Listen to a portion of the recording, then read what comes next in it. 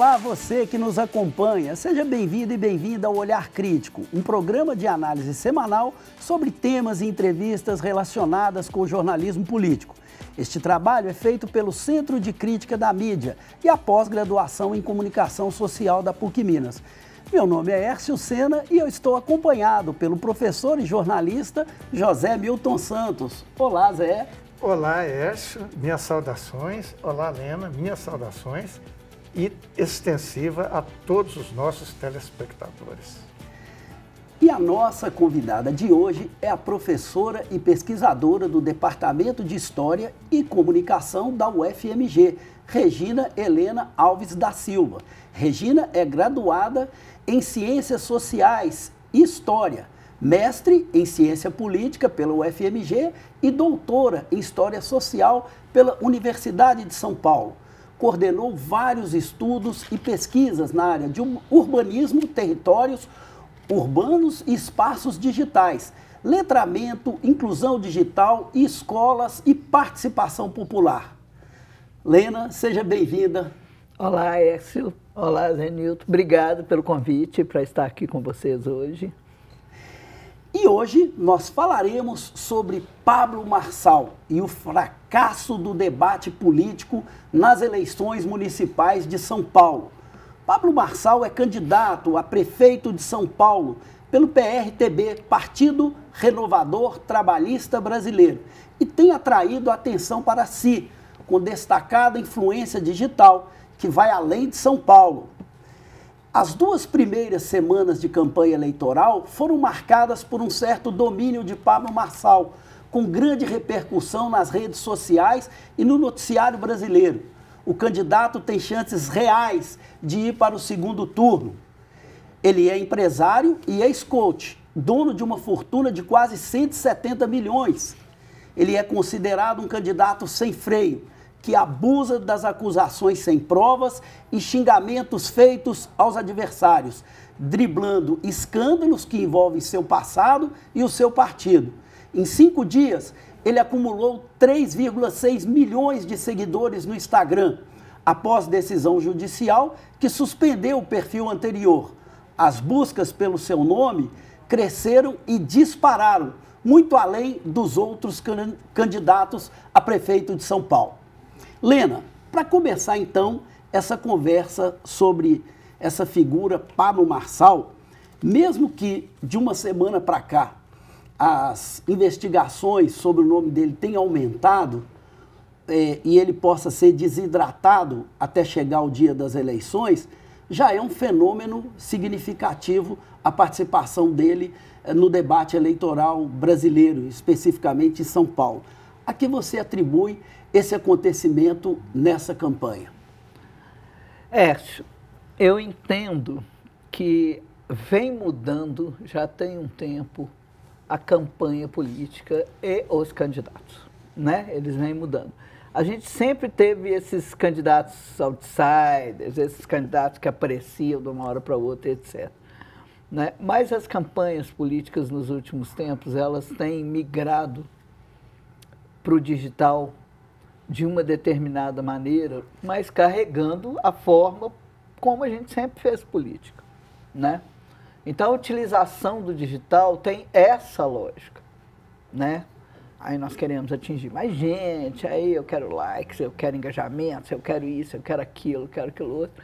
Mas o chão, a base, é a campanha política da forma como a gente fez nos últimos séculos. O Pablo Marçal, ele vem de outro lugar, então talvez aí esteja o nosso erro de olhar para ele, né? Ele vem desse lugar, do digital, ele não vem da política tradicional, né? Então, quando ele aparece, ele não é esses tipos de candidatos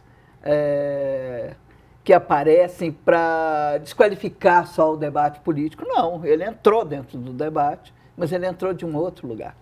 Então, acho que esse é o nosso susto, esse é o nosso espanto. E acho que, para além do espanto de vir de um outro lugar e conversar com a gente, ele ganha de qualquer maneira, Então, esse mundo da onde ele veio, ele vai ganhar de qualquer forma. Ele pode não ganhar a Prefeitura de São Paulo, mas ele vai ganhar pessoalmente, ele vai ganhar economicamente, porque esse é o mundo da onde ele vem. Quem se forma, quem se faz nesse mundo, ele se faz dentro dessa lógica. Então, ele hoje quer ser chamado de ex-coach, mas ele é um coach, né? Ele não deixa de ser. Ele vem desse mundo. A tentativa dele de dizer, não, eu aqui não estou como coach, indica que ele está ali como coach. Né? Ele é um empresário do digital conversando com seus clientes sobre política. Ele não está fazendo um debate político. Então, eu acho que isso veio para ficar.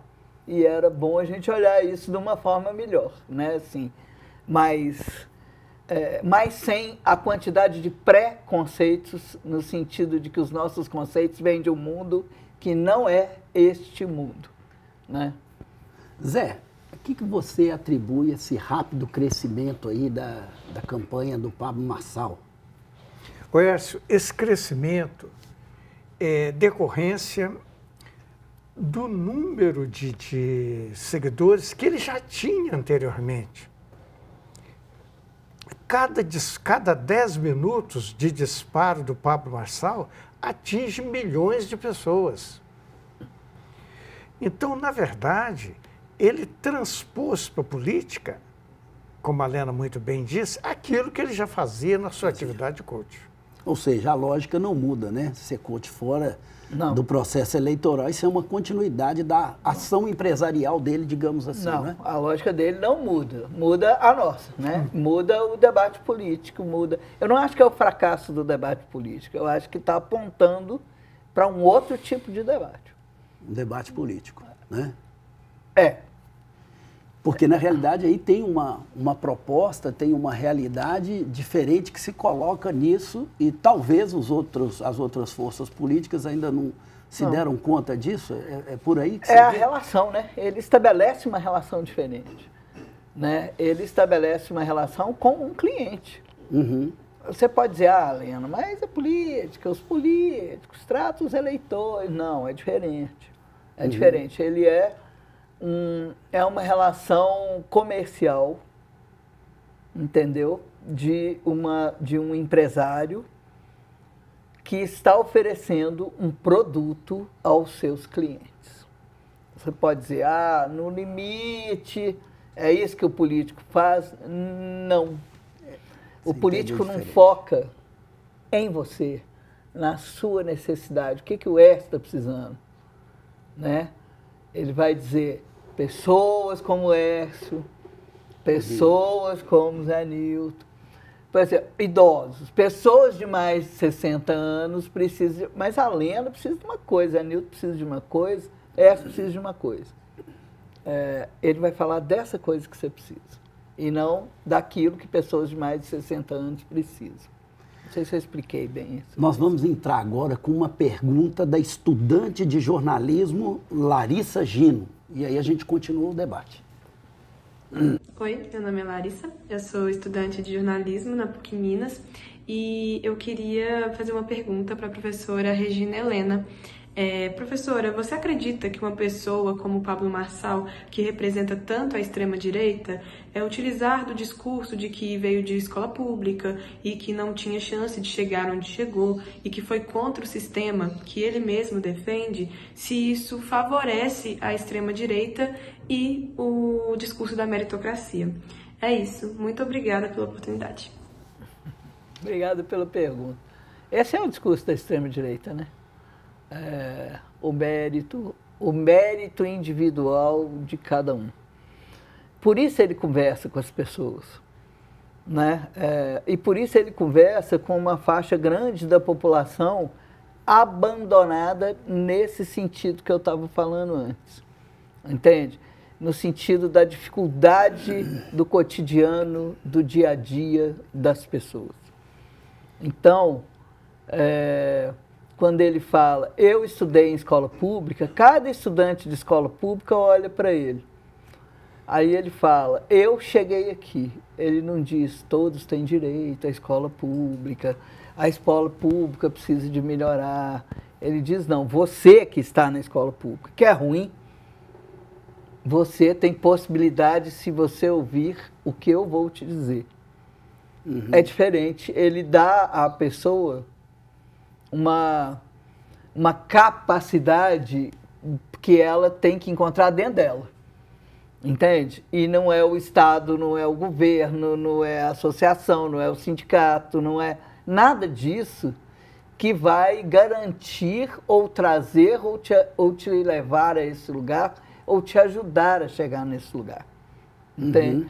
Então é você, é a força que está dentro de você, é com isso que ele conversa. Seria um esvaziamento do coletivo também, Lena? Você vê dessa forma? Completamente. Agora, isso não é só o Pablo Marçal, né? Nós estamos vivendo esse mundo de um esvaziamento do coletivo, um esvaziamento da institucionalidade do que representa o coletivo, do que durante muito tempo regulou, organizou, regeu o coletivo, né? Nós estamos vivendo esse mundo. Na história, a gente vê muitos momentos de intensa transformação. Esses são os momentos de perigo, entendeu? Aí, então, nós estamos vivendo um momento de perigo. A questão é que a gente se agarra naquilo que foi, porque a gente não sabe o que a gente quer mais. Então, o nosso momento de perigo agora é o mais perigoso de todos, porque a gente não tem futuro. A gente não tem promessa de futuro.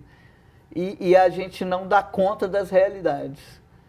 E aí, o que a gente faz? Finge que elas não existem, né?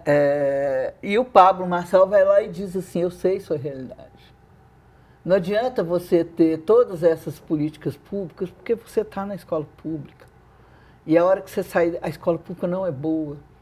A hora que você sair da escola pública, você só vai para outro lugar público por cota, por bolsa.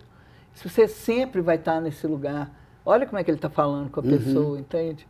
Então, eu tenho um filho de 15 anos, né? Eu sou uma mãe adotiva, eu tenho um filho de 15 anos. Um filho adotivo de 15 anos, pardo, que estuda na escola privada. Aí ele ouve e escuta uma série de cantores, de trap, de funk, de sertanejo, de alguma coisa.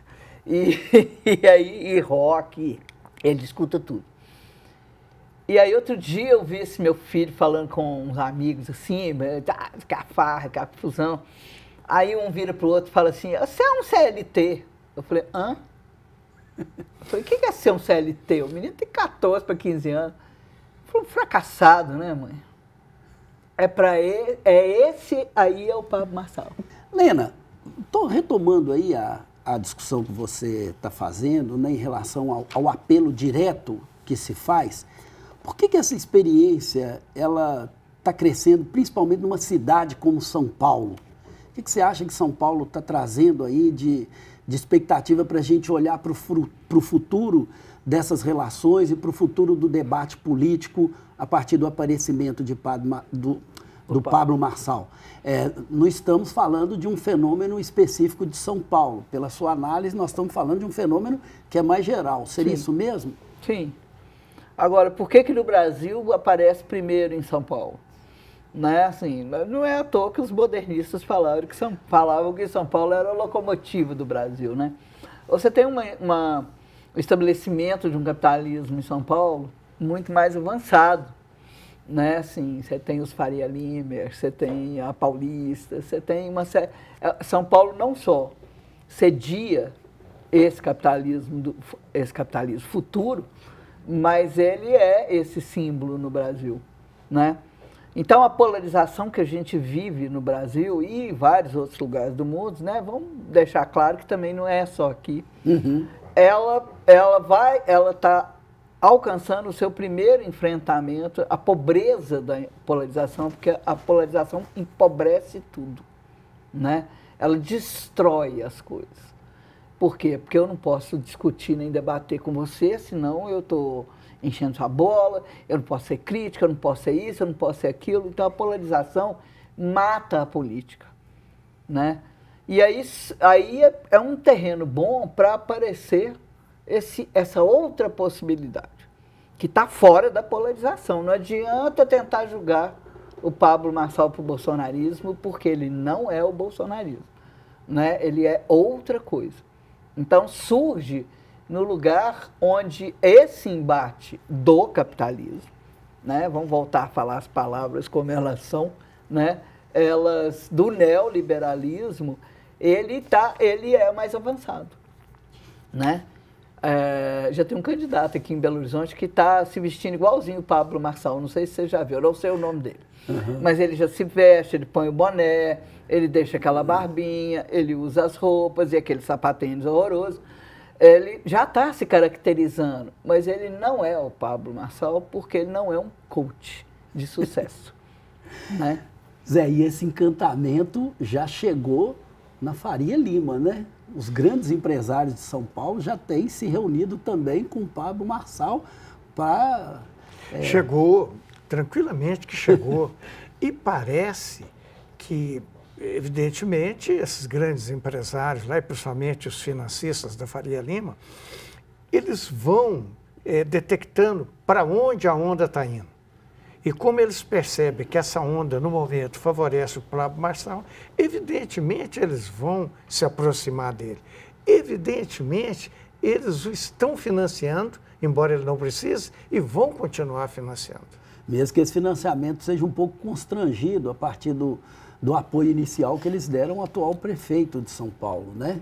E essa migração está se tornando quase que natural, indo caudatária do movimento que as próprias classes C e D estão tendo detectadas nas pesquisas que dão essa dianteira para o Pablo Marçal, né? Eu acho que é exatamente isso que direciona esse apoio desse empresário, desse tipo de empresariado ao Pablo Marçal. Lena, e a gente tem mais uma pergunta para você de um estudante, o João Gabriel, que gostaria também que você respondesse sobre isso.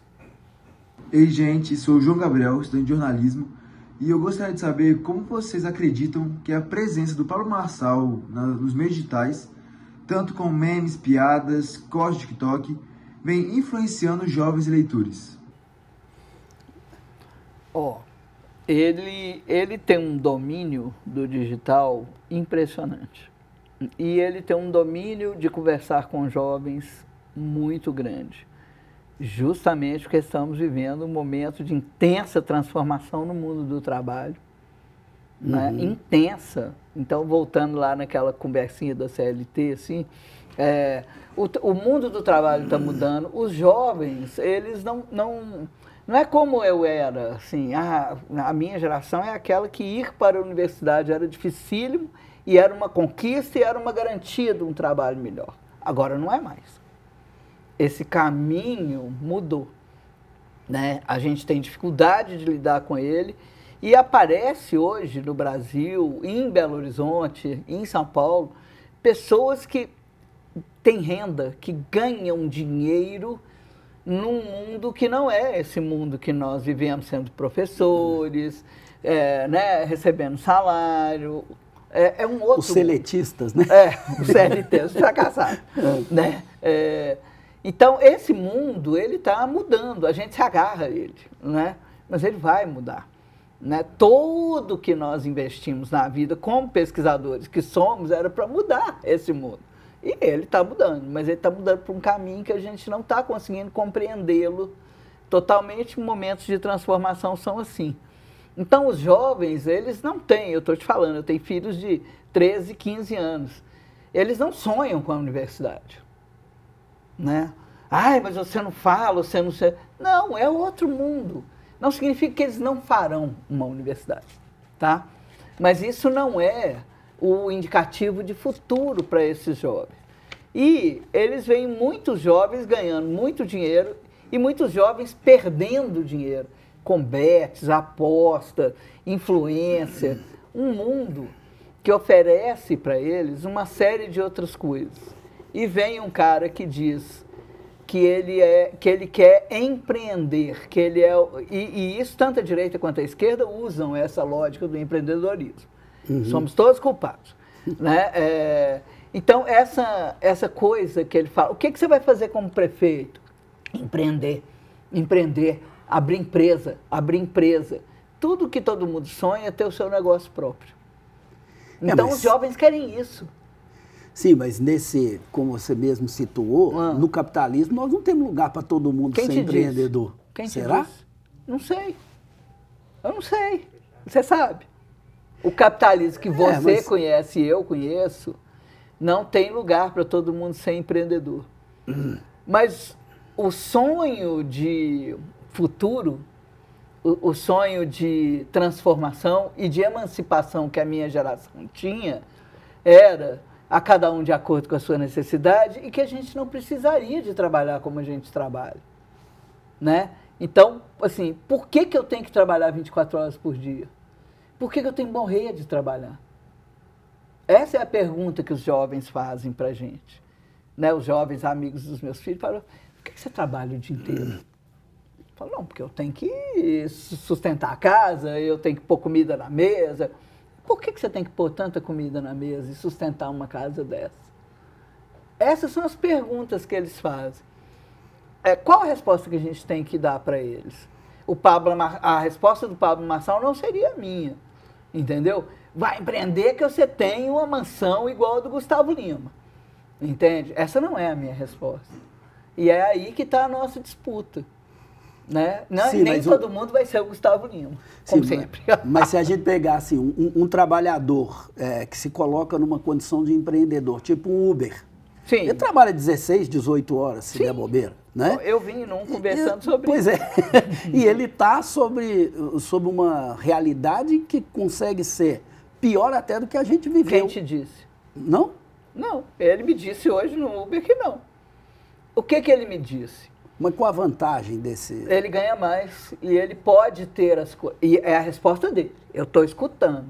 Eu, hoje em dia, escuto demais. Assim, eu não ponho meus a priores, né, assim, dentro do Uber. Aí eu falei, mas por que você quer estar? Porque eu falei, você trabalha quantas horas por dia? Ele falou, eu trabalho de domingo a domingo quando eu quero alguma coisa. Quando eu não quero alguma coisa, quando eu não estou precisando de nada, eu trabalho menos. Ele falou, a senhora vai me falar de 13º? A senhora vai me falar de aposentadoria? Aposentadoria eu posso juntar. 13º, a senhora economiza? A senhora põe em algum lugar ou a senhora gasta? Eu falei, eu gasto.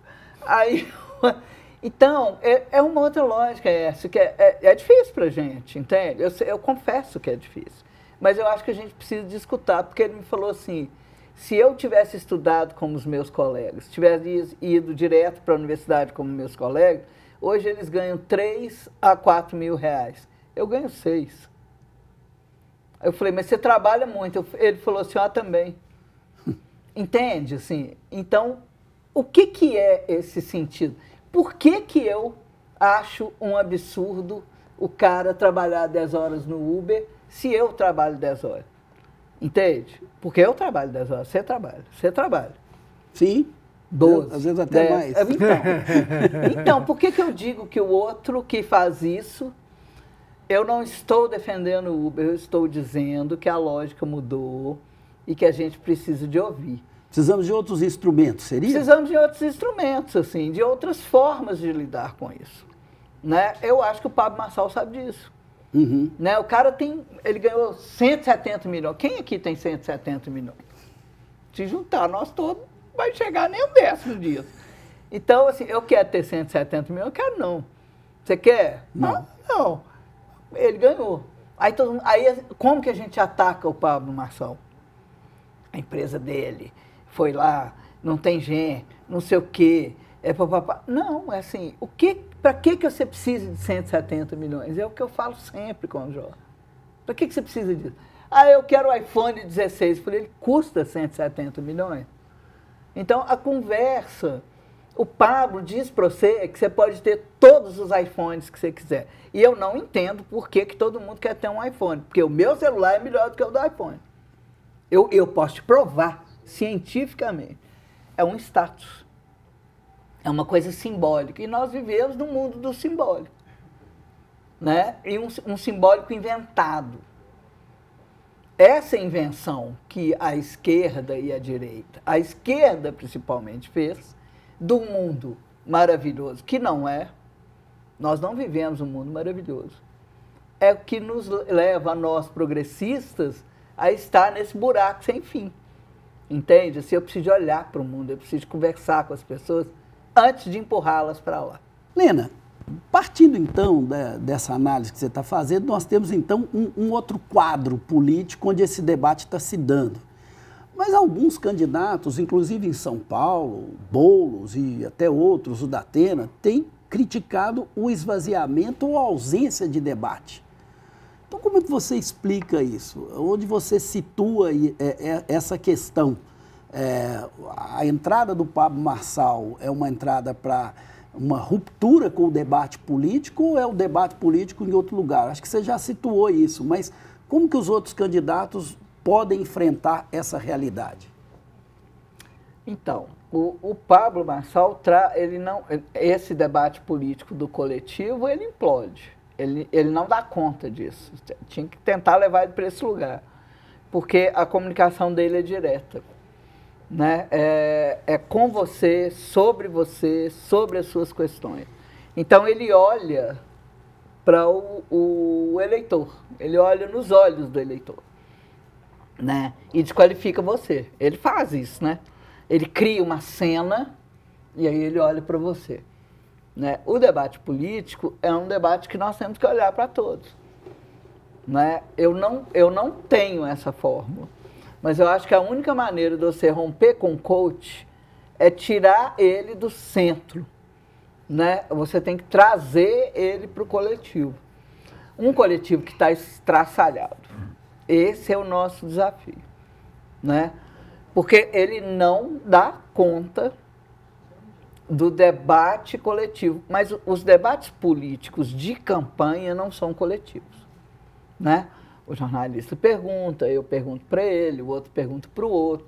Eles não trazem. Nós perdemos essa arena pública do debate, do bate-boca, não das redes sociais, mas de discordar. Eu discordo de você, não acho. Sabe congresso acadêmico? Sim.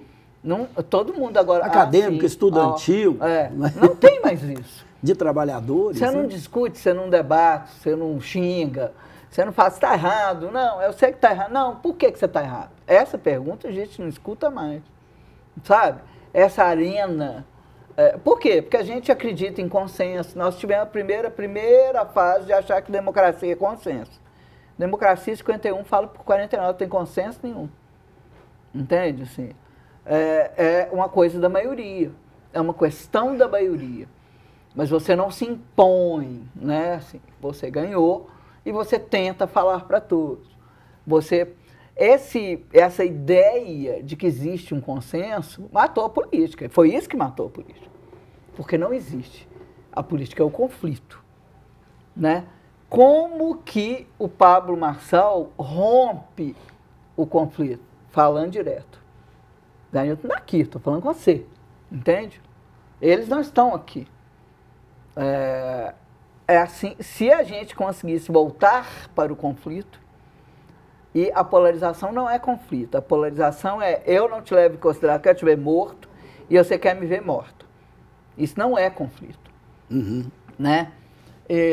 Outra questão que eu tenho visto, aí falando aqui dentro da área do jornalismo, por exemplo, é como que o jornalismo hoje aciona como critério de confiabilidade coach. Eu li uma matéria sobre as Paralimpíadas, no UOL, eu acho, que falava o coach fulano de tal diz da performance daquele atleta. Como assim um coach? Sabe? O que ele tem a dizer? Ou seja, a gente precisa de critérios de confiabilidade. Isso foi implodido pelo mundo digital. Assim. As pessoas falam assim, influencer, não sei das quantas. Você escuta aquela pessoa e fala assim, mas como assim? Que é uma pessoa que fala, isso influencia alguém. Né? O mundo instagramável. Então, hoje todo mundo fala para o Instagram. A gente tem que romper com isso, porque esse é o mundo dos Pablos Marçais. Zé, com a diminuição do espaço da argumentação, a democracia tal qual a gente conheceu está acabando, está em crise, como é que você vê isso? Está em crise. Eu não diria que está acabando porque nós não temos dados o suficiente para fazer uma afirmativa dessa. Mas o professor da UFRJ, João César de Castro Rocha, que tem sido muito entrevistado, tanto na mídia comercial quanto na mídia independente, ele explica esse fenômeno com o conceito de economia da atenção. Ele explica que a economia trata de bens escassos. E a atenção é um bem escasso. Então, o que está sendo disputado é a atenção. Segundo a Organização Mundial de Saúde, nós temos um novo tipo de doença já catalogado, a síndrome do excesso de informações. Então, o que um Pablo Marçal faz? Ele entra nessa disputa com um discurso disruptivo, com lacrações, com xingamentos, com ofensas, com fake news, com mentiras, e também com o discurso religioso. Ele não diz, eu vou construir tantas escolas, ele diz, eu vou abençoar vocês com tantas escolas. Bom, então a gente vai para mais uma pergunta de um estudante de jornalismo para a professora Helena. Pergunta do João Vitor Plá. Oi, Helena. Meu nome é João Vitor Plá, eu sou estudante de jornalismo do 4º período. E a minha pergunta sobre o Marçal é a seguinte. A gente sabe que existem vários líderes globais ou vários líderes aqui mesmo no Brasil com as mesmas características que ele. Algo mais incisivo, mais debochado, carismático, assim, que conquista, de certa forma, a população. E eu gostaria de te perguntar se por esses aspectos ele pode ser considerado um perigo maior do que o Bolsonaro. Claro que a gente sabe que o Bolsonaro tinha essas características, mas a gente pode observar algo a mais no Pablo Marçal. E eu gostaria de te perguntar se ele pode ser considerado um perigo maior do que o Bolsonaro. E por quê? A minha pergunta é essa e é isso.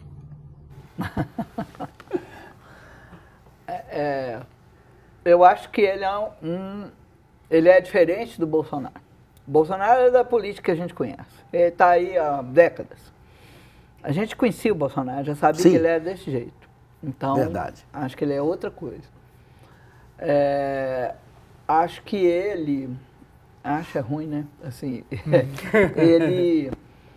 ele vem de um lugar... Zanildo falou dessa coisa da economia. A gente usa conceitos para não destrinchar as coisas, né? Então, a economia da atenção tem uma série de elementos, né? Por que se criou esse conceito, né? Que se resolveu conceituar dessa maneira? Para dar conta desse tipo de coisa, né? O Pablo Marçal, ele ele é um perigo para quê? É a pergunta que eu faço. Eu sei responder, mas tem gente que vai me dizer que ele não é um perigo, tá? Eu preciso de ouvir essa pessoa que diz que ele não é um perigo, né? Ele é mais porque nós estamos partindo do princípio que o Bolsonaro é um perigo, mas ele foi eleito por essa democracia que nós defendemos. Então, eu não concordo com o que o Bolsonaro representa, ok? Eu não concordo com o que o Pablo Marçal representa. Mas eles estão, como dizia o Bolsonaro, julgando nas 4 linhas. Eles foram eleitos. Se o Pablo Marçal for eleito, ele será eleito. Ele é candidato por um partido. Ele alia essa questão à questão religiosa. Então, ele é um pastor coach que fala para você. Nesse sentido, se você pensar a extrema-direita como aquela que quer a eliminação do outro, aí eu consigo enxergar o perigo, tá? Então, nesse sentido, para mim, o Bolsonaro é um perigo e o Pablo Marçal é um perigo. Não sei qual é pior, né? Não sei. São perigos. É a mesma coisa de eu dizer assim, qual que é o pior, o Hitler ou o Mussolini? Para mim, os dois são, né? Os dois eliminaram o outro, né? Esses são os grandes exemplos que nós temos outros no mundo, né? A lógica do bolsonarismo, eu não gosto de falar bolsonarismo, que é encher demais a bola do Bolsonaro, né? Assim, dar a ele uma corrente. Mas assim, a lógica do Bolsonaro é a eliminação do outro.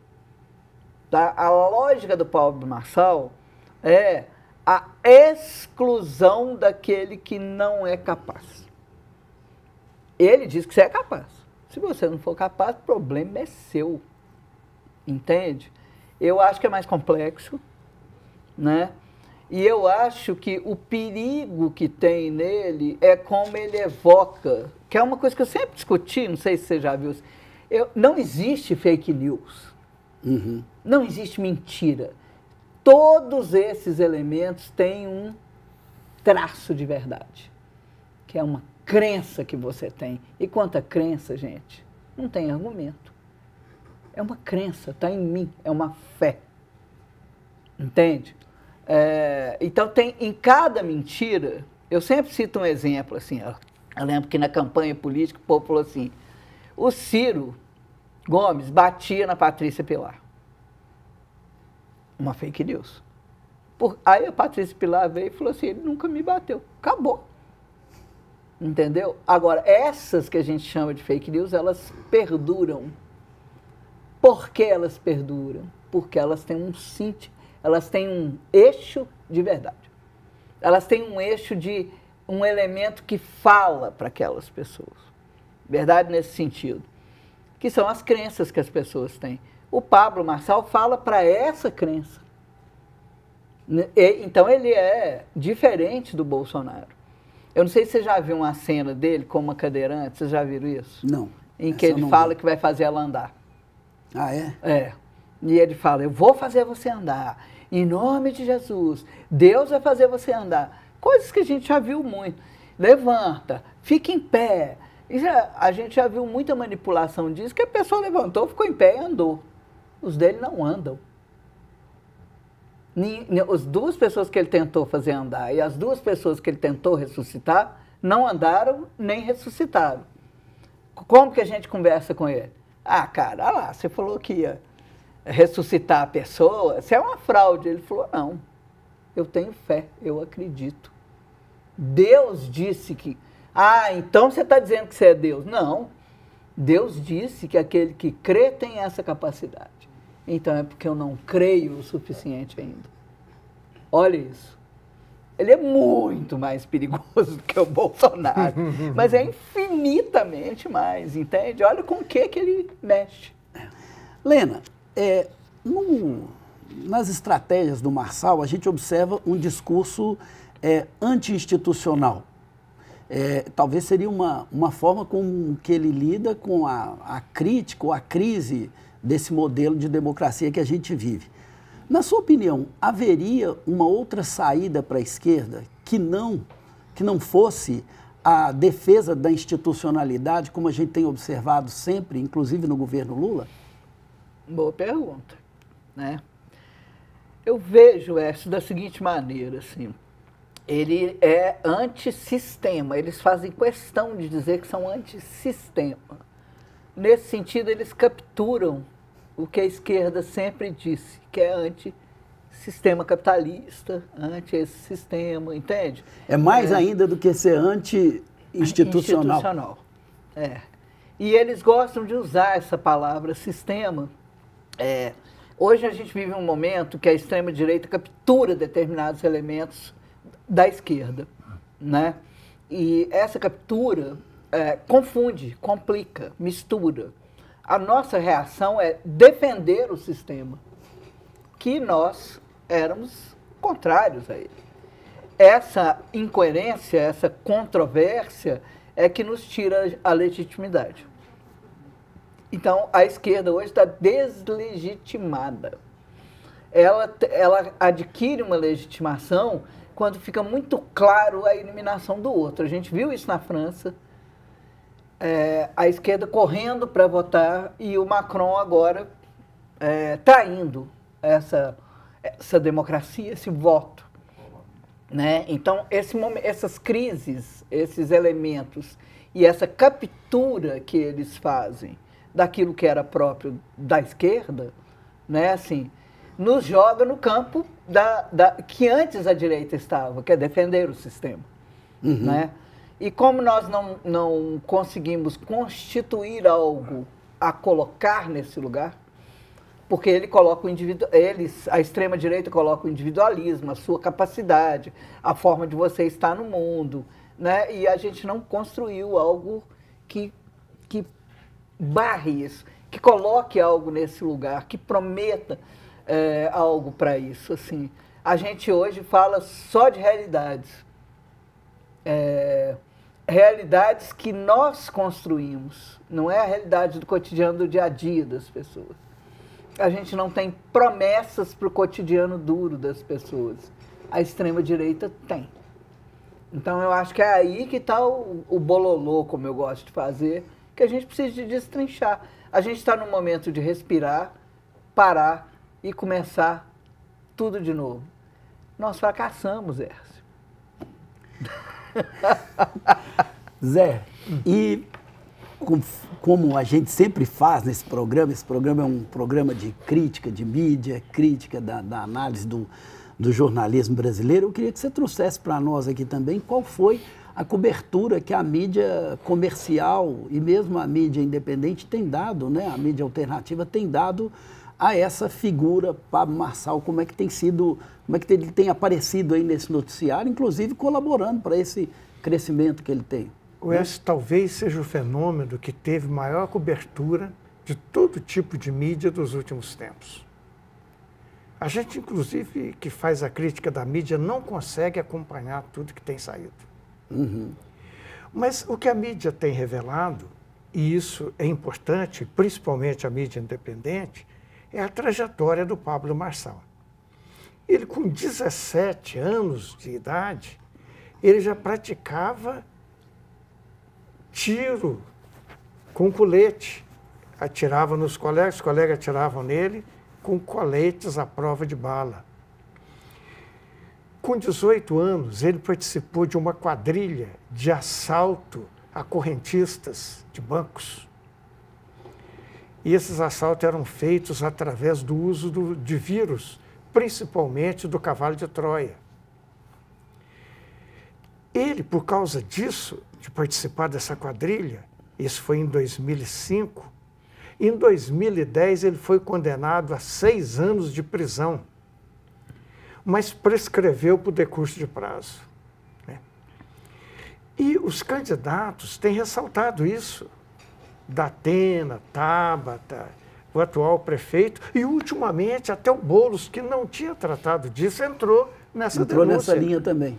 O presidente do partido dele, a imprensa, inclusive a imprensa comercial, tem publicado transcrições de conversa dele com um dos chefes do PCC.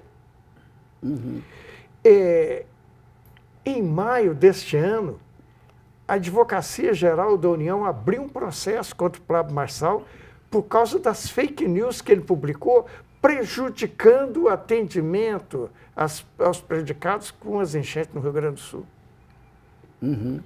Então, nós vemos que o envolvimento dele com o submundo do crime tem sido bastante ressaltado na mídia. Na mídia, né? E nem isso abala a convicção do eleitor para fechar essa discussão. Como é que você vê isso, Lena? É um fenômeno que vai além disso, com toda essa entrada da mídia, e não é mídia independente só, não. Nós estamos falando de grande imprensa, né? E ainda assim ele segue inabalável. Mas qual político que não teve envolvimento com o crime organizado, que se destacou? Pouquíssimos.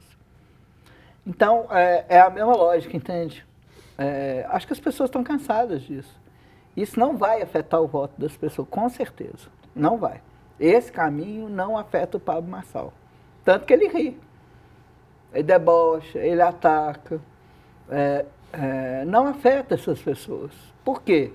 Porque ele responde assim, foi condenado, o outro foi condenado, o outro foi condenado. Né? Assim, a gente já viu muito disso e muito envolvimento de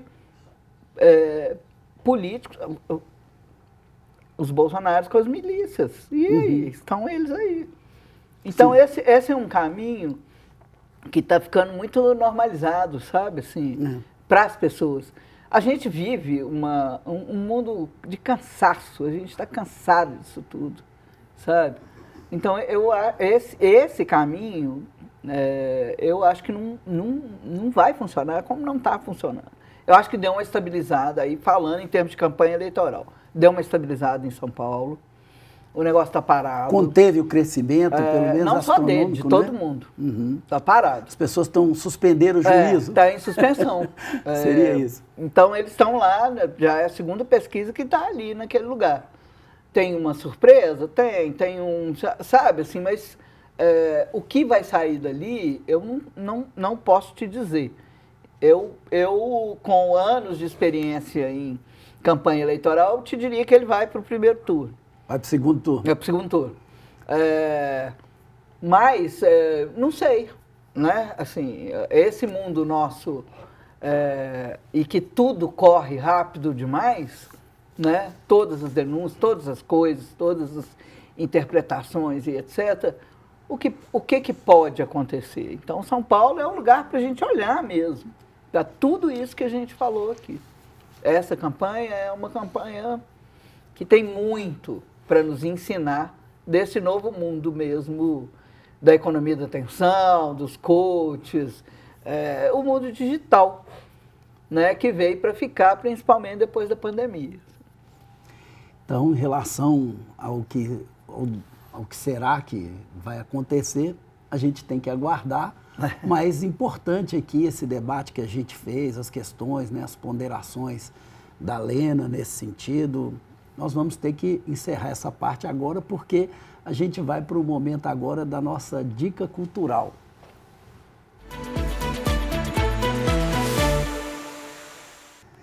E eu vou começar com a minha dica cultural de hoje, que é de um filme que eu vi nesse final de semana, Motel Destino, direção do Karim Ainous. Eu gostei muito desse filme, né? Ele é uma história ambientada num motel de beira de estrada no Ceará, estado do diretor, e a partir da chegada do Heraldo, que é esse personagem principal aí, a vida do motel se modifica.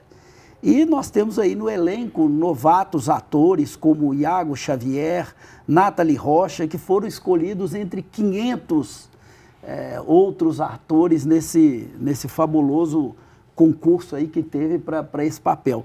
E a gente tem ainda o Fábio Assunção num papel importante de destaque também nesse filme. Então fica aí a minha dica cultural da semana.